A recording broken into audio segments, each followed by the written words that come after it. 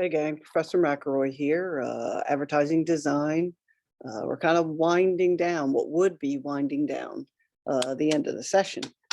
But due to the hurricane and the challenges that the world has kind of put forward on us, we're kind of in an open lab week, trying to do our assignments and kind of getting up to speed. And the university has announced that they're going to extend lab hours an extra week and a half or so, I think. So we should be in Learning Module 3 this week with the delay.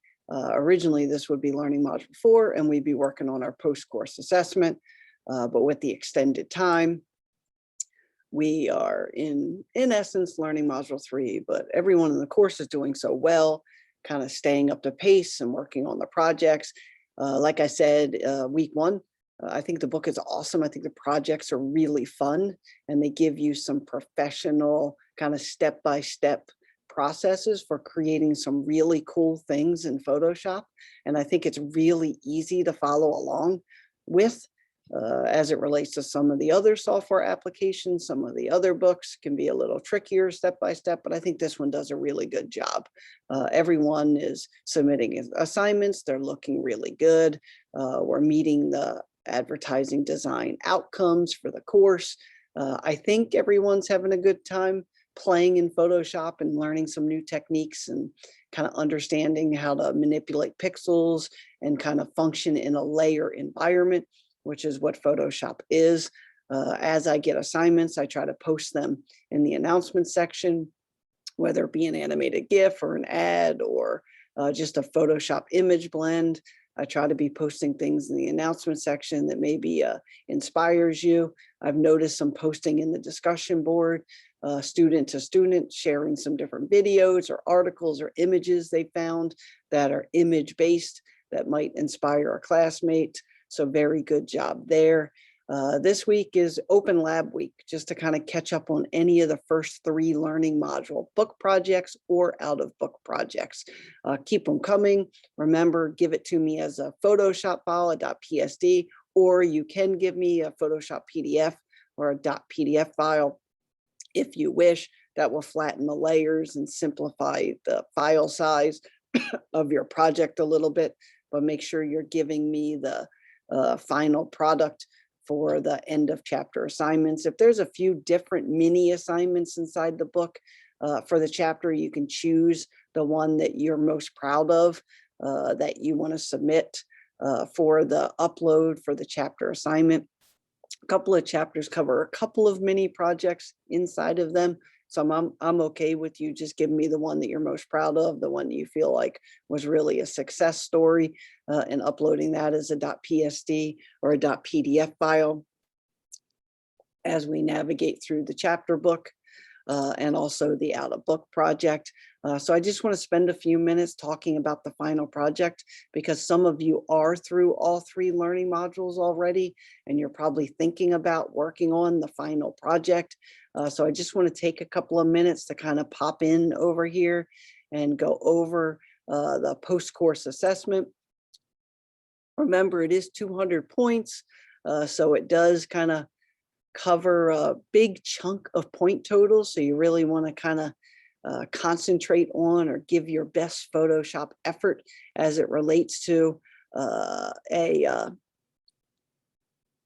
final project for the course. And remember, the post-course or the final projects are really good portfolio projects. So you really want to be inspired and work your best magic kind of as you're working on the projects. And it gives you a little inspiration into a real world project. The more you can reflect a real world output of your assignments, the better it is in the long run with your portfolio and the potential hiring person, whether it be an HR person or a marketing manager or a creative director, or you're looking for your first of many personal clients. Maybe you're doing your own design on the side, you're starting a little design business. Having projects that reflect a real world output are really important as you're developing that kind of visual resume, that portfolio that people can look at and say, wow, you really know what you're doing with Photoshop, or Illustrator or InDesign, or wow, that website looks really good that you created. So just keep that in mind as you're working on your projects, and especially your out of book projects or your final project in a course. Really try to be inspired. Use the highest resolution images as you can. Create the most finished project that you can, knowing that your portfolio is ever evolving. And it doesn't mean you won't be tweaking something or adjusting something along the way. It may just be a really good template for your portfolio that you may go back later when you've practiced Photoshop a little bit more or had more time in the program where you want to swap out some images or some elements in your file. But at least you have the file to start with that you can then swap elements out of. So your final project is to create 2 original kind of print ads and 1 animated GIF. The animated GIF you did in your project assignment, and actually your Learning Module 3 out of book has you creating a print ad and an animated GIF. So shouldn't be anything out of the comfort zone of what you've already created. And remember, this thing should be created in Photoshop. If you had, if you wanted to do the text or the logo or something, if you're creating an ad and you feel comfortable in another program like Illustrator, it's okay to create those more vector graphics in there. But your final composition elements should be created in Photoshop. It should be a PSD file, an animated GIF, or a PDF file that you're uploading as your final project. And remember, when you're uploading more than one file to Canvas, you need to put those finished designs in a folder, and you need to right click on it and compress or zip the file folder. You can't upload more than one file into the Canvas upload. You could do 2 submissions, upload one and then upload the other. But I would recommend just creating a zip file, a zip folder out of your designs and uploading them all in one swoop. Now, in the announcement section, I posted the basic bulleted items for a creative brief, a design brief. You should be at least on a piece of paper or in a text document jotting down those 8, 9, 10 questions that you ask yourself before you start designing a piece for a client, and sometimes use the design brief to actually question the client on kind of what they're looking for.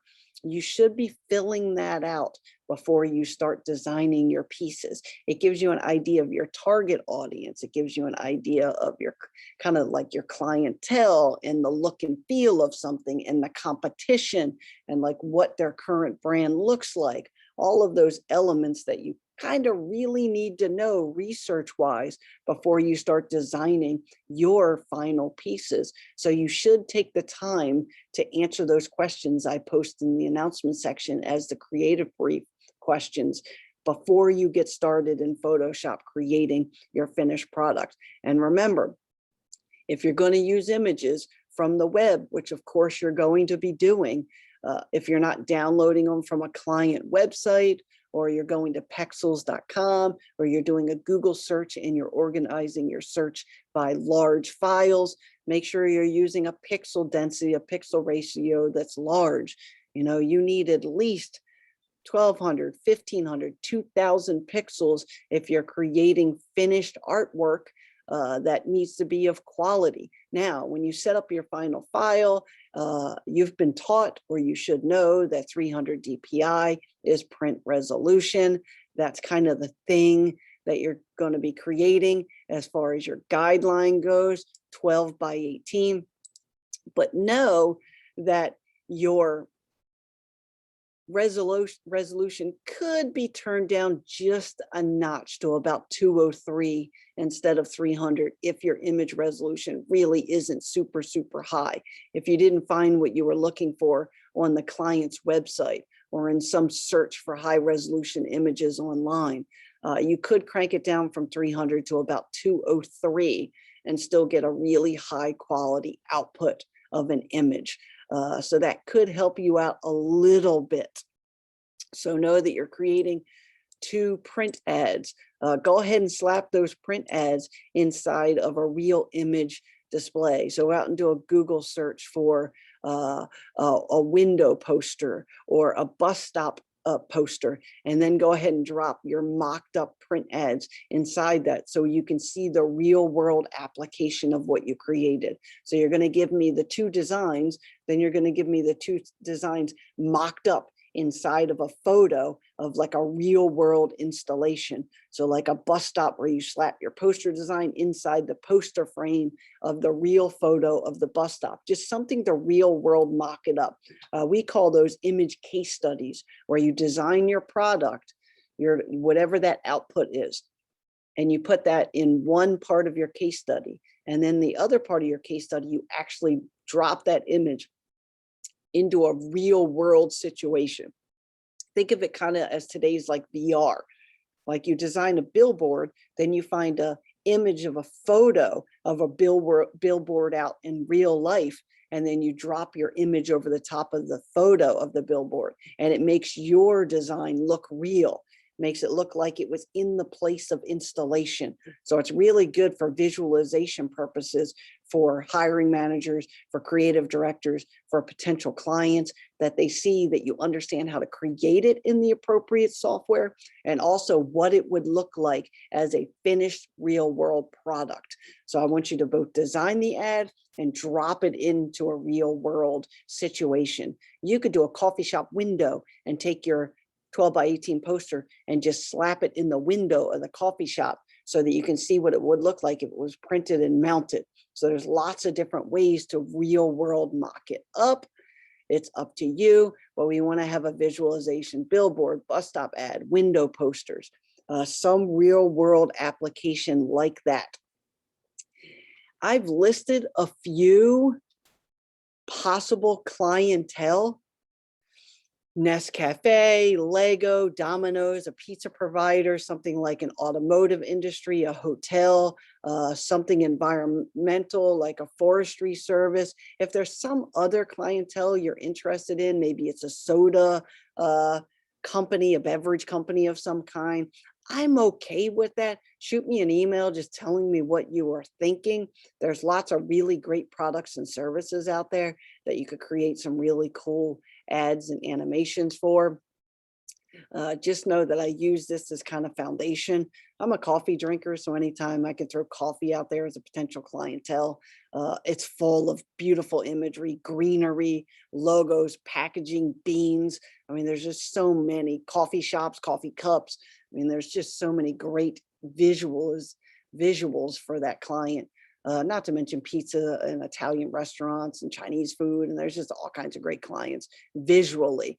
Just know that Pexels or the client's website that you choose, or a Google search for high resolution images, you're going to need those elements to create successful finished solutions. Just know that choose your client wisely, something that inspires you, something you can find beautiful imagery on, something you can grab branding from, something that either has social media pages or web pages or beautiful print ads or packaging that you photograph or scan in, something that allows you to really produce a high quality output. This is your final project, so I really shouldn't be seeing anything very blurry or skewed or distorted or anything like that. It should look like a finished product. And you can use any of the techniques from your book projects, from your out of book projects, or maybe something you learned visually that you really like based on the inspiration you were looking for while you were learning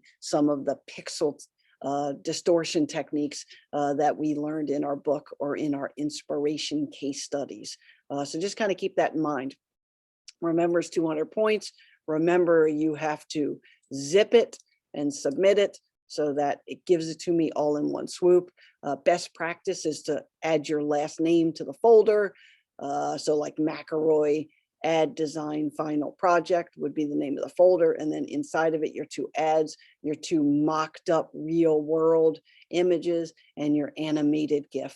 I can't wait to see what you produce. Everyone's doing so well in the class so far. So I'm looking forward to seeing and sharing what your classmates do for their final project. Please make sure you email me if you have any questions or concerns as you're navigating through the last week and a half of class here. As I get student submissions, I will share them in the announcement section to hopefully inspire others. Keep up the great work. I know it's been a challenging month.